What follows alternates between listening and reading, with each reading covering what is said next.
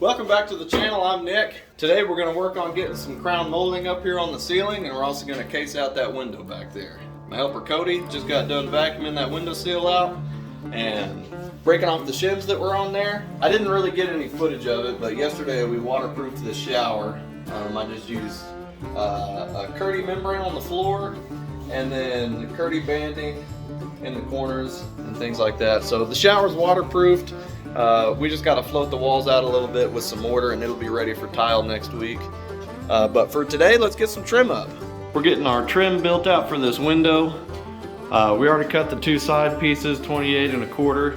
Koty just got done cutting the top one, so we're gonna nail that in place, and then we're gonna start working on the sill plate. It's gonna have an ear on it that sticks out, so that way once we put our casing up right here, we'll still have a 1/2 inch reveal on that ear. So once we get that cut out and put up, I'll kind of show you what I'm talking about. But we're gonna slap this piece up here, and we're using 2x6 boards that we've ripped down to be flush with this right here, so that way when we put our casing on, it doesn't have any tilt in it.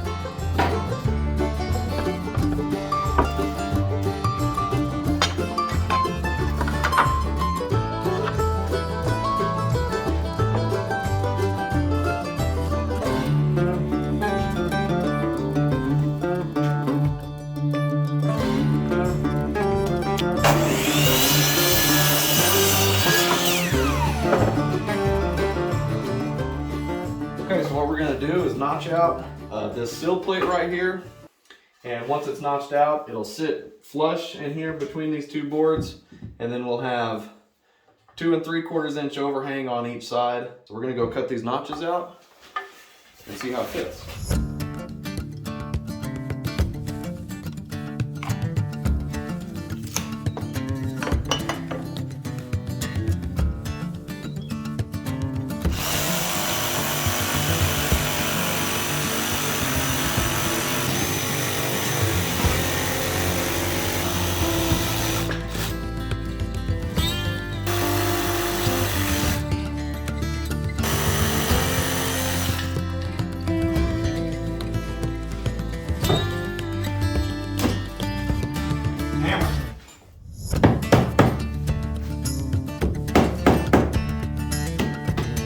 Nice wide sill plate, I like that. Yeah. Okay, next what we're gonna do is case this out around the top, and then we'll have a piece of casing right on the bottom of this to cover that seam up. Coming together pretty good. Okay, we got our window trimmed out. It came out pretty decent, I think. We did a 1/4 inch reveal all the way around our casing here. Our top miter cuts came out really smooth. On this bottom piece here, there's a bunch of different ways you can cut this reveal right here. You can just cut it flat. You can do a 22 1/2 degree angle. What I opted to do was I cut it flat, and then I did a little return here on the edge. It gives it a little character and cleans up that edge a little bit. Yeah, we got that done. Now we're gonna move on to the crown molding.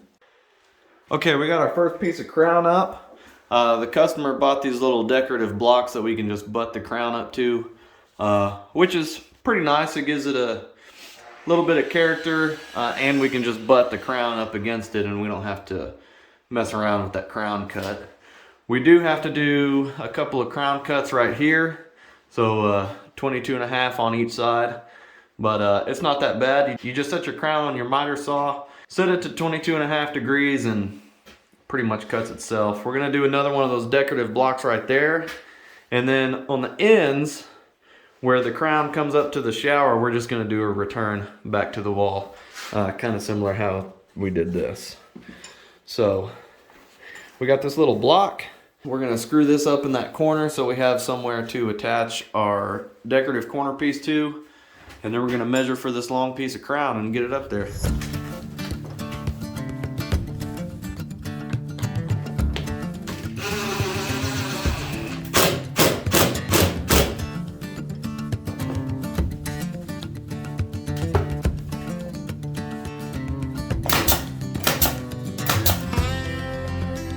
Solid.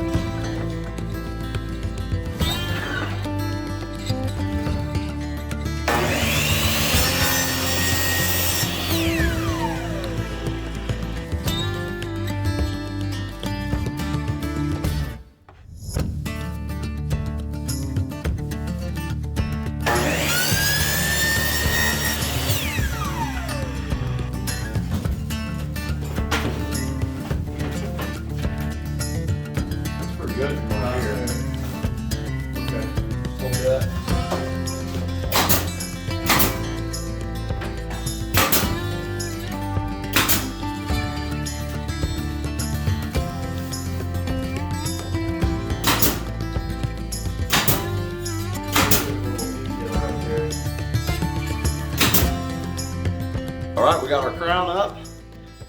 These corners right here open up just a little bit at the top. This drywall angle here isn't quite 22.5 on each one, so they are tiny gap in them, but we're gonna fill that with caulk and paint and it'll just look perfect. These little decorative blocks came out pretty nice, and we did a return right there where it's gonna meet the tile, kind of similar to the way we did this return here. So that came out really good, I think.